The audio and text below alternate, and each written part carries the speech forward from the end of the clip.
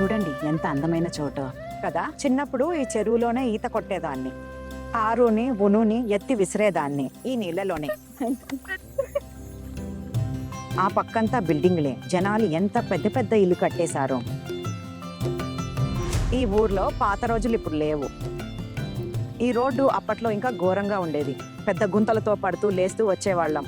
ఇప్పుడు ఊరు వాళ్ళు కొంచెం బాగు చేశారు, కనీసం నడవచ్చు. నా ఊరు గురించి మీకు చాలా విషయాలు చెప్పాను కదా. అమ్మా, ఒకటి అడగనా?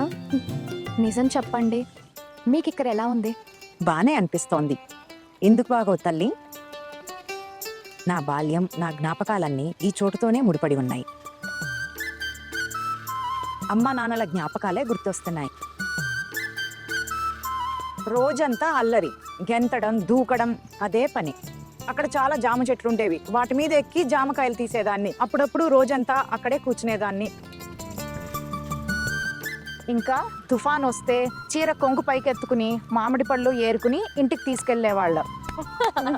అరే, అప్పట్లో మన పెరట్లో చాలా చెట్లుండేవి, ఇప్పుడు ఏమీ మిగల్లేదు, చూసేవాళ్లే లేరు. అమ్మా, ఒక మాట చెప్పనా? మీ పుట్టింటి వాళ్ళు మిమ్మల్ని చూసి మీరిక్కడే ఉండిపోతారని అనుకుని బాగా భయపడిపోయారు. వాళ్ళు మనతో ఎంత వింతగా ప్రవర్తించారో చూసారా?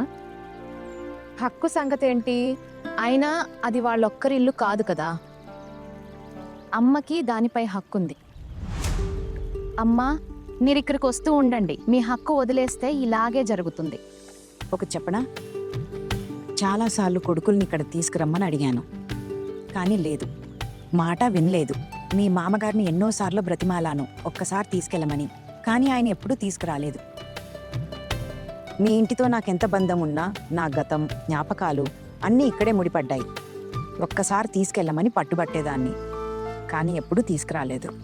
అమ్మా నాన్న చనిపోయిన తర్వాత కూడా తీసుకురాలేదు. ఇంకా నా తమ్ముళ్ళు ఎప్పుడైనా నా అత్తగారింటికి వస్తే మా అత్తగారు వాళ్లను చాలా అవమానించేవారు. అరే, తిండి కాదు, కనీసం నీళ్లు కూడా అడిగేవారు కాదు. మరి సంబంధం ఎలా ఉంచుకుంటారు? నా కోపం రాదా మరి?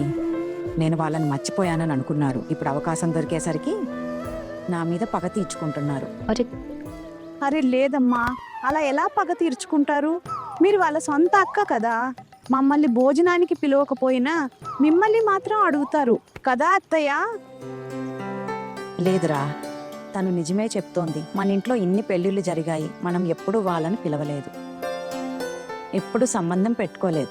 మనం ఏది చేస్తే అదే వస్తుంది. కానీ చూడు, నా చిన్న కోడలు నా తమ్ముళ్ల ముందు ధైర్యంగా నిలబడింది, అలా వెనక్కి తిరిగి వెళ్ళవలసి వస్తుంది. అవును, మీరు వాళ్ళతో మాట్లాడకపోతే ఏమైంది? ఇది మీ ఇల్లు కూడా, మీకు అధికారం ఉంది. మీకెప్పుడు కావాలంటే అప్పుడు ఇక్కడికి రావచ్చు. ఆడపిల్లకు పుట్టింటిపై హక్కు ఎక్కడుందిరా? కానీ లేదమ్మా, ఇప్పుడు కాలం మారిపోయింది. చట్టం దృష్టిలో ఈ రోజుల్లో అమ్మాయి ఇంకా అబ్బాయి ఇద్దరూ సమానమే. మీ తమ్ముళ్ళకి ఎంత హక్కు ఉందో మీకు ఈ ఇంటిపై అంతే హక్కుంది. మీరిక్కరు ఉండకపోయినా మీకు హక్కు మాత్రం ఉంటుంది. ఇదేం మాట? నాకు పెళ్ళయింది, నేను పరాయి ఇంటి కోడల్లే అయిపోయాను. నా భర్త నా కోసం ఇంత ఆస్తి వదిలి వెళ్ళారు కదా, మరి నేను నా తమ్ముళ్ళ ఆస్తిపై ఎందుకు హక్కు కోరుకోవాలి? అమ్మా, అత్తమ్మా, ఆస్తి మీద అందరికీ సమాన హక్కు ఉంటుందని ఈమె చెప్పింది. వాహ్ వాహ్, చిన్నది చాలా తెలివైనది, చదువుకుంది కదా. అవునమ్మా, చదువుకున్న కనుకే అన్నీ తెలుసు. కానీ అయినా మీరు నన్ను ఎగ్జామ్ ఎక్కడ రాయనిస్తున్నారు? నేను బిఏ పరీక్షలు రాస్తే మీరు గర్వంతో మీ తల ఎత్తుకోవచ్చు. మీ కోడలు బిఏ పాస్ అయిందని ఊరందరికీ గర్వంగా చెప్పుకోవచ్చు. ఖబర్దార్, మళ్ళీ ఈ మాట నీ నోటితో అనొద్దు. ఒక్క రోజుకు నన్ను పుట్టింటికి తీసుకొచ్చావని నిన్ను నెత్తినెక్కించుకుంటానా? సరే అమ్మా, అర్థమైంది. నా రాతలో బిఏ ఎగ్జామ్ రాయడం లేదనుకుంటా. కాలేజ్ పాస్ అవ్వాలని మా నాన్నకు చాలా ఆశ ఉండేది. మీ నాన్నకి ఏ ఆశలున్నా అవి నీ మనసులోనే దాచుకో, బయటికి అనకు. అయినా ఇంట్లో ముగ్గురు కోడళ్ళున్నారు, వాళ్ళ మధ్య వివక్ష చూపలేనుగా. వాళ్ళు తక్కువ చదువుకున్నారని వాళ్ళకు గౌరవం ఉండదా? అయినా నువ్వు బిఏ పాస్ అయ్యి వాళ్ళ మీద మహారాణిలా వెలుగుతావా? అప్పుడు వీళ్ళు బాధపడరా? లేదమ్మా, నా ఉద్దేశం అది కాదు. నేనది చెప్పాలని అనుకోలేదు.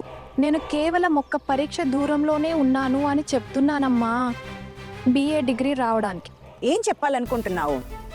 వీళ్ళు తక్కువ చదువుకున్నారు కాబట్టి వీళ్ళకు గౌరవం లేదనాలా? నా పెద్ద కోడల్ని చూడు, కుట్టు పని ఎంత బాగా చేస్తుందో. ఎక్కడైనా నేర్చుకుందా? క్లాసులకి వెళ్ళిందా? కానీ ఎంత అందంగా చేస్తుందో చూడు. మిగతాని చూడు, ఎంత రుచిగా వంట చేస్తుందో. ఎక్కడైనా నేర్చుకుందా? లేదు. ఇక ఈమె 10వ తరగతి పాస్ అయినా దేనికి పనికిరాదు, కానీ ఇల్లు చక్కదిద్దుకుంటుంది. మరి నీ వంతు వచ్చేసరికి వీళ్ళు ముగ్గురితో నేను వివక్ష చూపాలా? లేదమ్మా. నాకు ఈ మాట అస్సలు నచ్చలేదు చిన్నదానా. అమ్మా, ఈ రోజే అమ్మతో ఇలాంటి మాటలు మాట్లాడాల్సిన అవసరం ఏమొచ్చింది?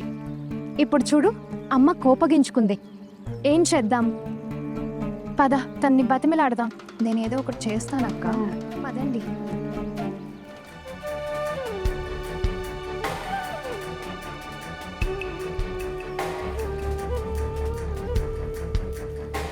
అమ్మా, ఆకలి వేస్తోందా? తిన్న పూరీలు ఎప్పుడూ అరిగిపోయాయి. వాళ్ళు భోజనానికి అడుగుతారో లేదో తెలీదు.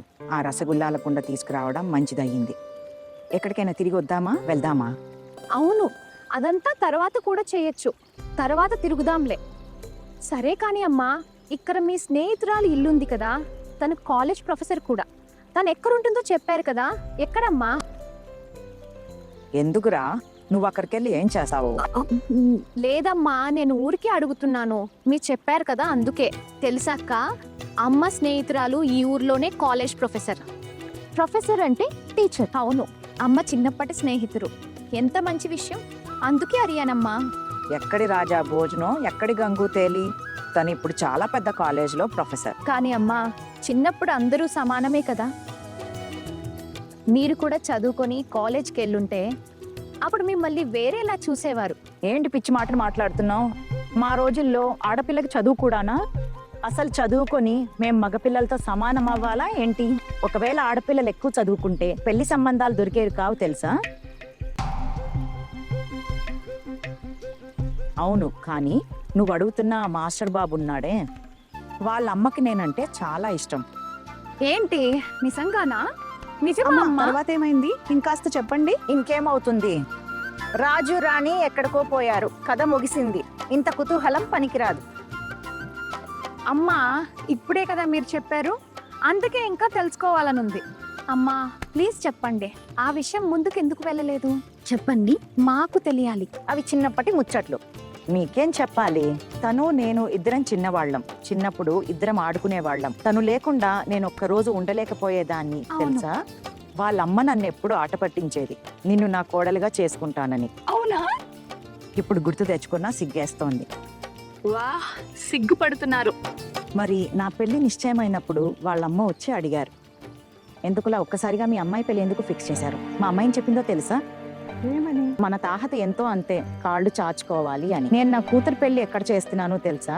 ఎంత పెద్ద కుటుంబమో తెలుసా అని అంది.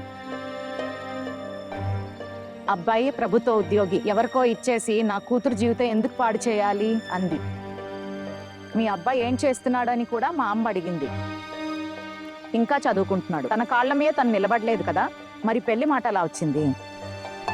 ఇవన్నీ విని వాళ్ళ అమ్మకు చాలా కోపం వచ్చింది. నాకు ఆవిడ శాపమే తగిలిందని అనిపిస్తోంది. అందుకే నాకు ఇలాంటి అత్తిల్లు దొరికింది. భర్త సరిగ్గా మాట్లాడలేదు. ఇక అత్తగారా, ఆవిడ అసలు సరిగ్గా మాట్లాడదు. వదిలేయండి, పెద్దవాళ్ళ గురించి చెడెందుకు? అయినా వాళ్ళు ఇప్పుడు ఈ లోకంలో లేరు. ఇలా మాట్లాడడం మంచిది కాదు.